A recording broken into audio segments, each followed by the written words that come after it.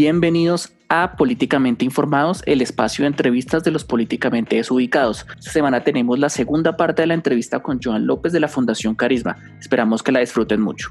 ¿Qué tan seguros están nuestros datos en Colombia? Lo pregunto porque en el High Festival estuve en una conferencia de una mujer muy famosa en el tema de seguridad de datos y esas cosas, y al final termina diciendo: tapen la cámara de sus celulares porque ustedes son ciudadanos del común, pero todos estamos expuestos a mil cosas que pasen con nuestros datos, con esta cara, con todo. Entonces, ¿qué tan seguros estamos? Y cómo, pues ya nos has dado como pistas con respecto al tema, pero me refiero más como a la legislación y sobre todo también al manejo que se le da realmente a los datos. Ahí estás hablando de dos temas diferentes, pero sí que son bien interesantes ambos. Entonces, un tema es el de seguridad digital y son las condiciones de seguridad digital en este país. Como te decía, la seguridad digital es una forma elemental de cómo vivimos nosotros. Se supone que es una forma para protegernos de todo tipo de abusos que pueden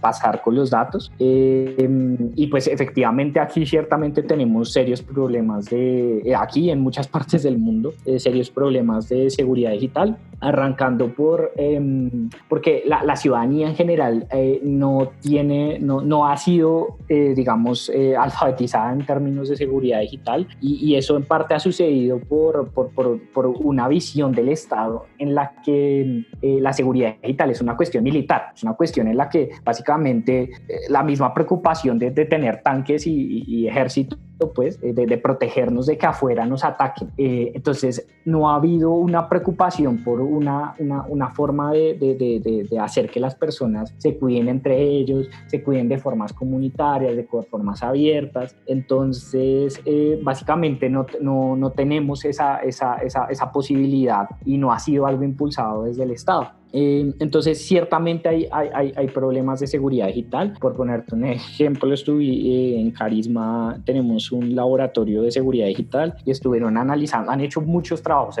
se han analizado, por ejemplo, los datos de la unidad de víctimas, qué tan seguros están, y encontraron serios problemas con eso, y pues se arreglaron los problemas, que ese es un poco el esfuerzo que hacemos nosotros. Aquí no se trata como de buscar problemas y salir a denunciarlos por denunciarlos, sino se trata de trabajar con las instituciones para mejorar las cosas.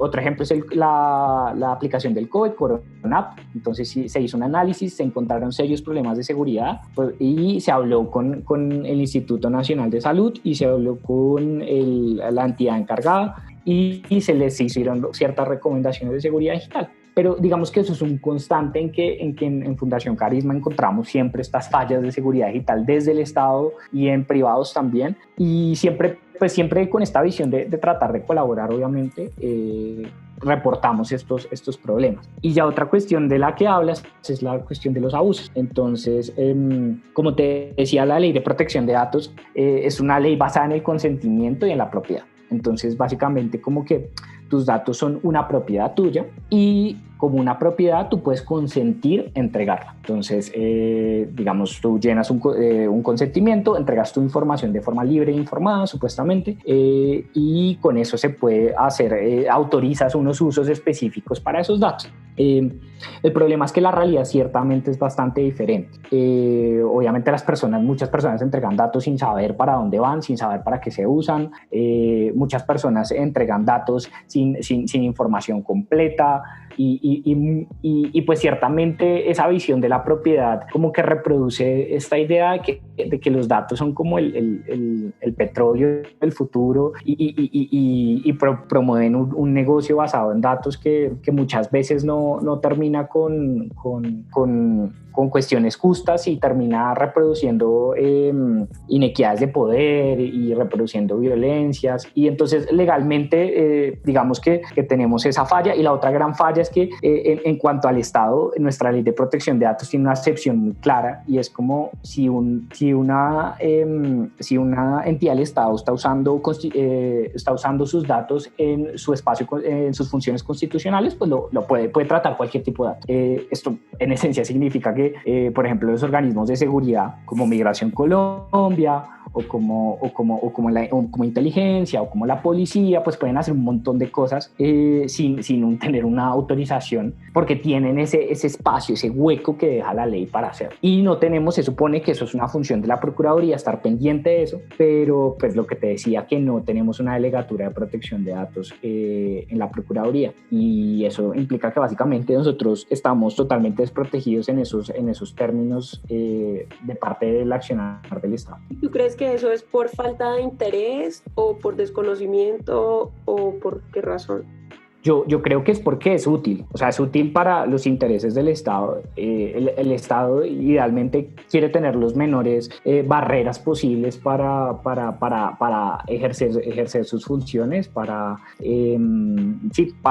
funcionar, quiere tener la menor cantidad de barreras posibles. En esencia ven estas leyes como una barrera y lograron meter esta excepción muy, muy clara, y entonces hay una falta de voluntad política pues por dejar digamos, crear esta conciencia de privacidad y de protección de las personas, y pues que le termina siendo útil al Estado, ¿no? Y especialmente útil a los organismos de seguridad, que, o sea, es decir, en Colombia tienen una historia vergonzosa en términos de inteligencia, espionaje, vigilancia, violencia política, y pues digamos, no tenemos ningún tipo de barrera para estas cosas, y pues eso lo muestra. Yo creo que una de las mejores muestras como del desinterés del Estado para eso es que la Procuraduría no reciba la financiación, porque estas delegaturas no se crean, yo no creo que porque la Procuraduría no quiera tenerlas, es porque no llega la financiación, no llega desde Hacienda la financiación para hacer estas cosas,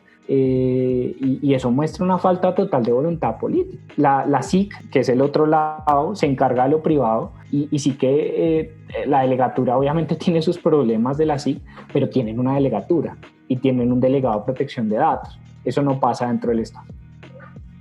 Joan, y digamos, entrando en asuntos menos estatales pero más privados, mientras el mundo se debate si TikTok o no TikTok por el tema de China y demás, nosotros en qué situación estamos. Pareciera que todos esos diálogos sobre reconocimiento facial y demás suceden a millones de kilómetros de distancia. Acá en Colombia se está mirando eso, las entidades de seguridad que tú mencionas están trabajando en eso, o estamos todavía muy lejos de que temas como el reconocimiento facial sean un problema, cuando somos tan dados de manera despreocupada dar información a la loca cuánta entidad hay sin quejarnos demasiado. Yo creo que sí que hay una cuestión, ¿no? O sea, obviamente también hay que hacer un esfuerzo por decolonizar estos estudios de privacidad, ¿no? Entonces, un ejemplo es precisamente lo que tú pones, ¿no? Y es como decolonizar en el sentido de que parece que lo único que es inteligencia artificial, o lo único que es reconocimiento facial, o lo único que es un problema de excesivo de uso de datos, son estas tecnologías como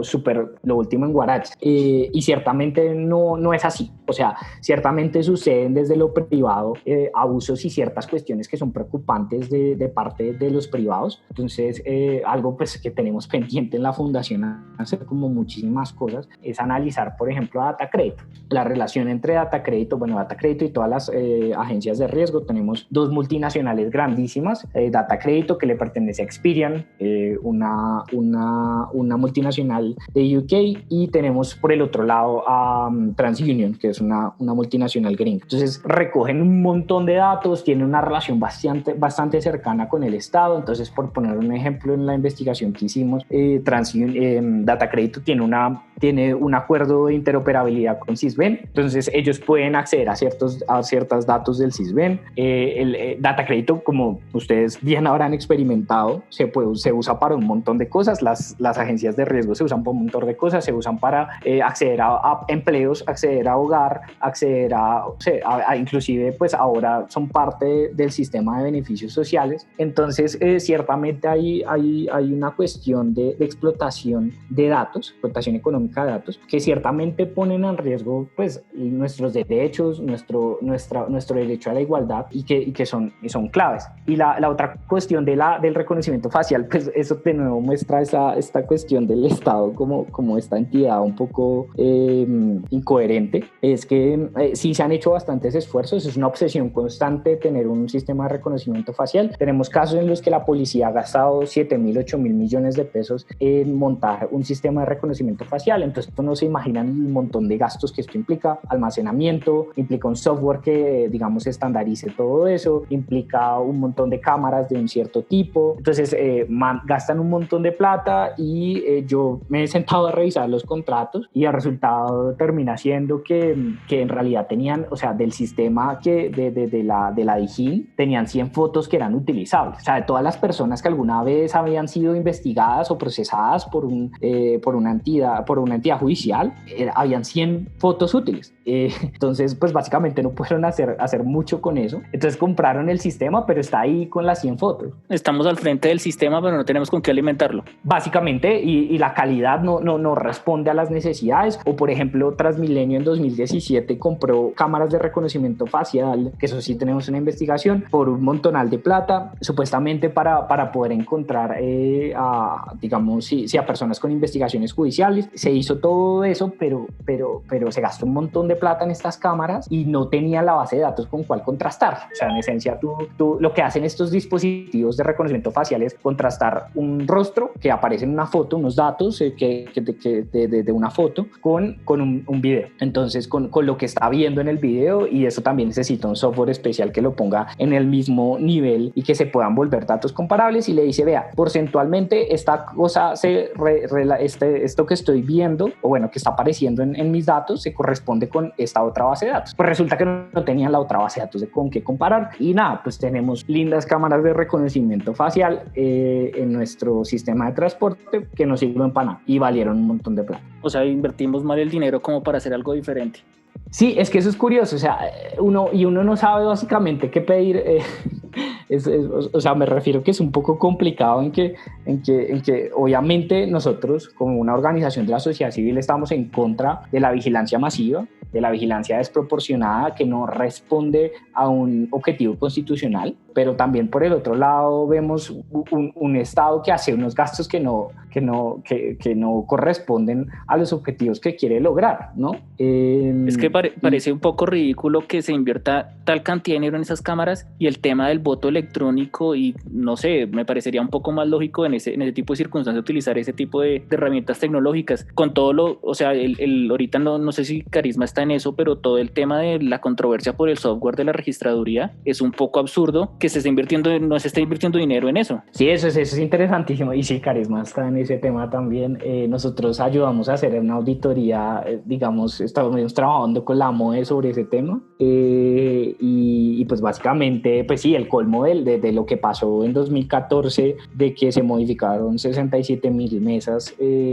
digamos, a través del software que hace el escrutinio. Es un software, básicamente es una calculadora gigante que se instala en diferentes computadores y va haciendo la sumatoria de los votos. Parece que se metían y como no había organismos de seguridad básicos, no tenían un reconocimiento de huella, no tenían claves, pues llegaba esta gente en la noche a meter votos, básicamente. Y pues esto tuvo un revuelo en ese momento, y digamos la registraduría ha estado un poco resistente a solucionar ese problema, también en parte porque el Ministerio de Hacienda no asigna los presupuestos, y ciertamente ahí vemos en que esa obsesión por contratar y por no hacerse cargo de los problemas. Entonces básicamente uno de los grandes problemas, o quizás el gran problema de seguridad que tuvo el tema de la registraduría, era que pues tenemos las elecciones en Colombia son privadas. O sea, el Estado lo que hace es, en la registraduría dice, vea, yo contrato a alguien para que me haga una casa y me la entregue completica y me compre los muebles y haga todo, y entonces no hay ningún tipo de vigilancia, ¿sí me entiendes? Y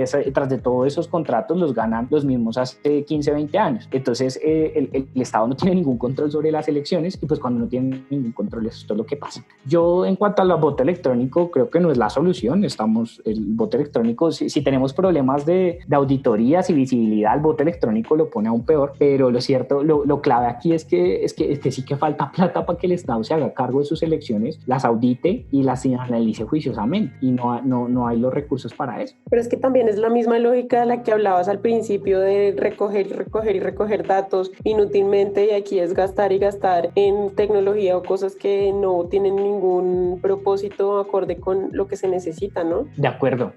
Sí, eso pasa totalmente. Entonces, estos contratos pueden ir con un montón de sobrecostos, se hacen un montón de cosas innecesarias, y ahí va de nuevo al tema del voto electrónico, ¿no? Entonces cogemos y compramos unas maquinazas, digamos, un análisis de la experiencia del voto electrónico es Estados Unidos. Entonces cogen y compran unas máquinas, esas máquinas se vuelven obsoletas en términos de seguridad, en términos de 2-3 años, y no hacen las vainas, o sea, no analizan, por ejemplo, que comprar una máquina implica un software, implica un hardware, el hardware se va envejeciendo, toca mantenerlo actualizado, y el software también, toca hacerle auditorías constantes. O sea, hay un montón de requerimientos que implican un montonal de plata y un poco no medimos las cosas. Entonces, no sé, terminamos comprando un televisor de 55 pulgadas y no tenemos luz en la casa.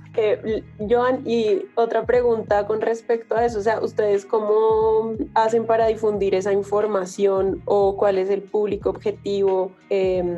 ¿Cómo pretenden difundir la información para que a muchas personas les llegue esto? Pues nosotros tratamos de ser estratégicos en nuestro trabajo. Obviamente estos temas es un complique para que la gente, digamos, se engage con esto, se entregue a estos temas. Es un poco un complique, pero siempre tratamos como de utilizar estrategias para llegar a diferentes públicos. Entonces, pues tenemos nuestro público, también nuestra página web, tenemos como nuestras redes sociales y esto, pero también tratamos siempre de estar en un diálogo constante con periodistas, tratamos de entregarles investigaciones, de entregarles datos duros para que ellos publiquen cosas, tratamos de trabajar con la academia. Eso es un esfuerzo súper complicado, pero que hemos tratado de entregarnos a él, y es que en Colombia no hay un esfuerzo de la academia real por analizar estos temas, y un poco lo que nos ha tocado muchas veces empujar, financiar, apoyar, y meternos en este diálogo y jugar nosotros a hacer la academia para poder poner en discusión estos temas. Entonces ponemos eso también en la academia, trabajamos con periodistas, y también hemos tratado de trabajar con partidos políticos, trabajamos con otras organizaciones sociales. Eso es algo que sí es muy constante. Entonces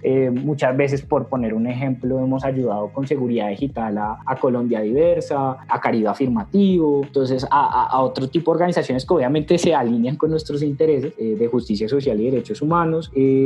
También hemos trabajado con la MOE, muy cercanos. Entonces, como que siempre es como este trabajo en grupito, y este trabajo muy localizado, muy focalizado a través de medios, La Silla Vacía, El Espectador, básicamente por ahí hemos tratado de movernos, pero siempre es complicado que mover este tipo de preocupaciones, porque también dejo decir que estamos en una cultura que acepta bastante fácil, digamos, intromisiones muy fuertes, y yo creo que eso también es histórico, el montón de violencia de derechos humanos, básicamente. Exactamente, es una historia de abusos de derechos humanos en las que termina volviéndose casi aceptable violencias que ejerce especialmente el Estado, se vuelven aceptables. No, que además iba a decir que el tema de los derechos humanos muchas veces no se relaciona tanto con el tema de tecnología, con el uso de datos y ese tipo de cosas. Es decir, la gente del común se imagina que los derechos humanos son todo menos eso. Entonces ustedes tienen una tarea súper grande en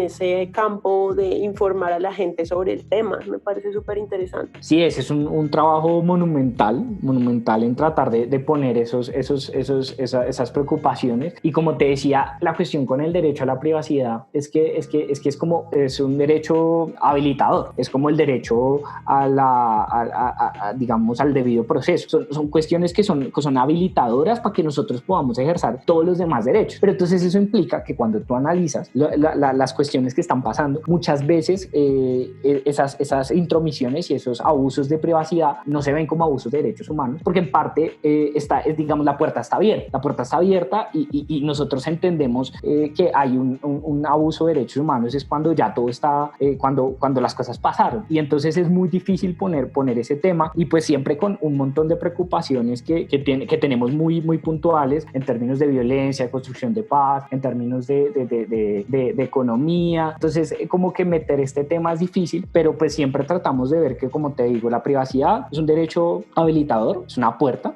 para que nos permite ejercer nuestros derechos y que también que si la dejamos abierta que abusen, por un lado, y por el otro lado que todas estas violencias no pasan en el aire, pasan a través de herramientas. Realmente esas herramientas son datos, son tecnologías, son sistemas, y uno puede creer que, digamos, no son cosas muy complicadas, pero no sé, este es el ejemplo extremo, pero muchas masacres, por ejemplo, no aquí en Colombia, pero por ejemplo en Ruanda, las masacres de la guerra sucedieron a través de bases de datos, se hicieron posibles a través de bases de datos. Entonces el Estado tenía bases de datos para saber quién era Hutu y quién era Tutsi, y pues básicamente esto permitía saber exactamente, digamos, como qué poblaciones podían tener más cantidad de Hutus, más cantidades de Tutsis, y entonces se vuelven habilitadoras los datos y las tecnologías de esas viencias. No, imagínate, y eso que fue hace años, imagínate hoy con los desarrollos tecnológicos que pueden hacer. Claro, no, eso es clave. Y entonces es un poco empujar nuestra tarea, yo creo, más que solución, digamos, como que más que la protección y la solución de estas situaciones, es muchas veces empujar la agenda. Nosotros empujamos la agenda para que otras organizaciones que saben más de esto, que se han dedicado más tiempo, saben, por ejemplo, nosotros elecciones llevamos 3-4 años trabajando la misión de observación electoral un montón de tiempo, y un poco la tarea es empujar la agenda para que otras organizaciones con mayor experiencia y que conocimiento vean estos problemas y nos apoyen para solucionar. Bueno, Joan, pues qué chévere todo lo que nos has contado hoy. Tienen una tarea gigante, como ya dijimos.